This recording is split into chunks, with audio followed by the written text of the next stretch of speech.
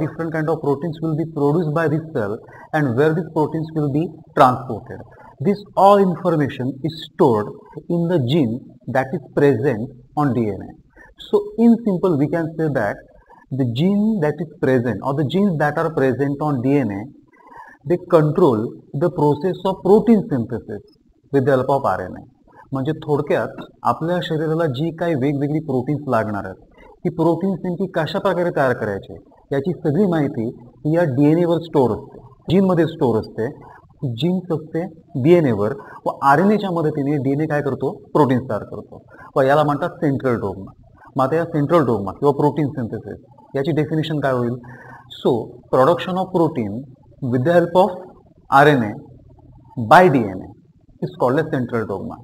So now we are going to start with our next point that is called as PROTEIN, protein synthesis.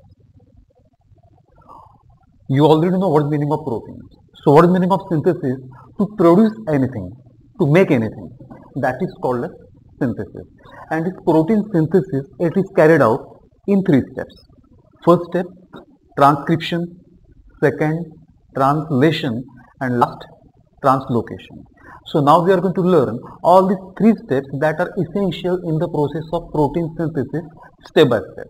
But before we actually start with these 3 steps, या 3 ज्या steps आहेत त्या जर आपण थेट सुरू केल्या तर समजायला थोडंसं तुम्हाला जड जाऊ शकतं.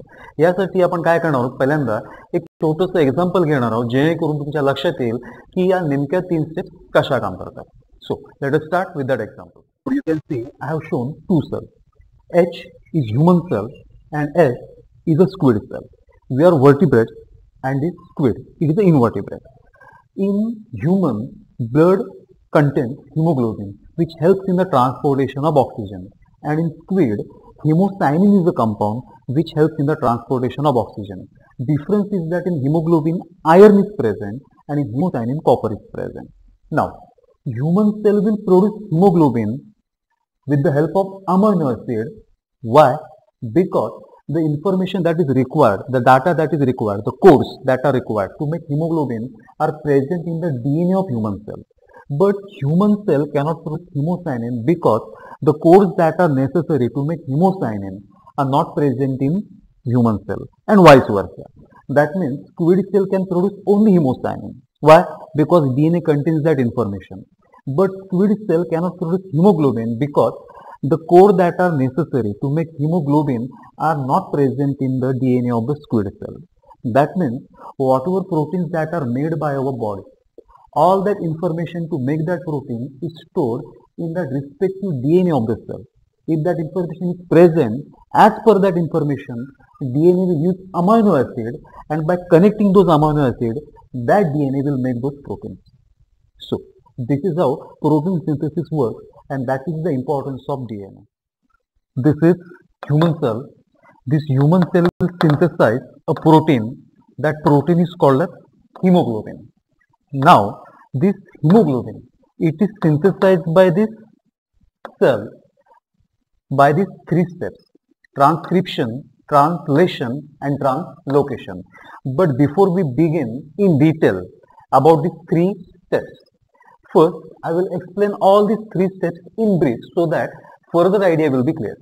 Now, human cell is producing a protein called as hemoglobin, which is called as protein synthesis. But information that is this hemoglobin, it is made up of small units called as amino acid. And which amino acid should be used and what should be the sequence of amino acid? All this information coding, it is present in DNA. That means in first step, whatever information is present in DNA, that information should be converted into a message, and this process is called as transcription. So once message is created by using the DNA of the cell, as per that message, amino acids are supplied. This process is called as translation. And finally, all those amino acids are connected in a proper sequence to make final protein that is called as hemoglobin, and this process is called as translocation. Our first step of protein synthesis is transcription. Now look at the first diagram. In first diagram, you can see a nucleus is present, and inside nucleus, this is the section of a DNA. There is an enzyme, name of that enzyme is RNA polymerase. This RNA polymerase attaches itself to the DNA and separates the two strands of DNA apart from each other. So when these two strands of DNA are separated apart from each other, it will look something like this in second diagram. In this second diagram, you can see this is strand number 1 and this is strand number 2. And in between these two strands, mRNA will be produced. But here you have to remember one more thing. Out of these two strands, any one strand is used for the synthesis of mRNA. So let us consider strand number 1 is used for the synthesis of mRNA. So I have shown the newly produced mRNA by this blue line. One more thing that you have to remember. The sequence of nucleotide present on mRNA will be exactly complementary to the sequence of nucleotide on strand number 1. Why? Because this strand is used for protein synthesis. So here the first nitrogen base is guanine. So here it will be cytosine. Now, can you tell? Here it is adenine. So what will be the nitrogen base here? The nitrogen base that is expected here is thymine. Why? Because adenine and thymine are complementary to each other. But this is RNA molecule. So here thymine is not present, but instead of thymine, uracil is present. Now here it is thymine. So here it will be adenine, A. Here again T. So here nitrogen base will be A. Here it is C. So sequence will be nitrogen base will be G. Here it is A. So again there will be uracil. Here there is G. So here there will be C. That means this mRNA is formed by using the sequence of nucleotide that is present on any one strand. We have considered strand number 1. Now let us go to third diagram.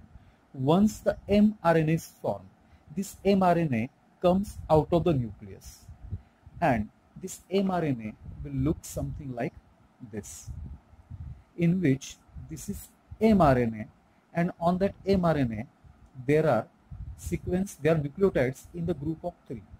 So let us use the same sequence that we have used in this diagram. So our first is C, after that U, after that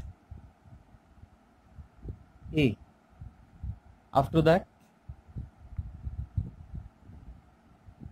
A, after that G, after that U.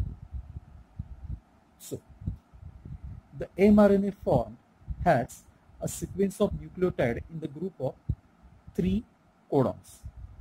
As there are 3 codons, or as there are group of 3 codons, it is called as triplet codon. And on single RNA, thousands of triplet codons can be present. So production of this mRNA in the form of triplet codon by using the DNA or any one strand of DNA is called as the process of transcription. The second step is translation. While learning all these 3 processes, what you have to always remember, you have to remember what is the aim of this process. Aim of this process is protein synthesis with the help of code that is present on mRNA, which is produced by the process of transcription. Now, as we already learned that proteins are made up of amino acids, and these amino acids are connected as per the code that is present on mRNA.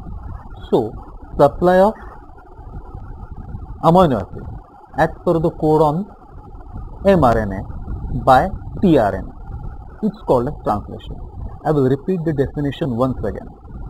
The supply of amino acids by tRNA as per the code on mRNA is called as translation. Now let us take a look at the structure of this tRNA. So this tRNA at the top actually doesn't look like this, but to make it simple, I have shown like this.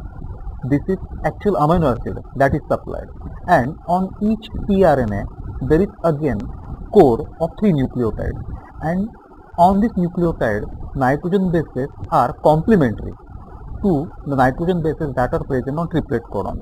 For example, on triplet codon number 1, Here cytosine is present, so here it will be guanine. Here it is uracil, so adenine. And here it is adenine, so it should be thymine. But it is RNA, so instead of thymine, it is replaced by uracil. Similarly, you can see here complementary nitrogen bases. So in this way, these tRNAs, they will find their complementary codon, and with the help of their complementary codon, they will connect it with the help of triplet codon, and they will supply the amino acid. So this is called as our second step, translation. Final step after translation is translocation. These are the triplet codons which have brought amino acid. Now only one task is remaining, that all these amino acids should be connected with each other. And here comes our third RNA, that is called as rRNA. So rRNA attaches itself to this chain of amino acids and connect these amino acids with each other with a bond. That bond is called a peptide bond. And finally from one side, a chain of final protein will come out. Now this final protein, which is produced by ribosomal RNA, it is transferred to Golgi apparatus. Golgi apparatus will make necessary modification and final protein will be made. So these are all three steps: transcription, translation and translocation. With protein synthesis is mutation. We have already learned about the examples of mutation last year in 9th standard. First example of this mutation is color blindness. In this color blindness, human eyes are not able to distinguish between red color and green color. Second example is albinism. In albinism, the color of our skin is dark because of presence of a pigment. That pigment is called as melanin. And in this albino people, this melanin is not present at all, and that's why they are totally pale white in color. So these all are the examples of the genetic diseases caused because of mutation in one gene or maybe in many genes. Now, why this happens? So imagine that in DNA, there is any small change in the sequence of nucleotide. So as per that small change, the messenger RNA that will be produced, that mRNA will be also different. Now as per the different mRNA, amino acids will be supplied, and that is why the final protein that is produced, it will be not same as the normal protein. And because of this abnormal protein, the protein that is different from actually the protein that is required, some kind of defect can be produced. And this defect or this process is called as mutation. A very good example of this mutation is sickle cell anemia. Now look, here I have shown a blood vessel, and in that blood vessel, all of you know that our blood is made up of red blood cells or RBCs. Generally, the normal shape of this RBC, it is concave and oval shape. Because of this shape, they can easily flow through blood vessel. But sometimes what happens, the sixth amino acid, which is called as glutamic acid, that is present in normal hemoglobin, that glutamic acid is replaced by valine. And when this glutamic acid is replaced by valine, the original shape, which is concave and ovals, it changes, and these RBCs, they start looking or they take shape like a sickle. That means they have irregular shape. And because of this irregular shape, now they obstruct each other, and this blood cannot flow properly to blood vessel, which will cause obstruction to the blood flow, or also it can cause clotting. So this is one example of mutation. What happens when there is change in one gene? So that's all about our final process, that is called as mutation.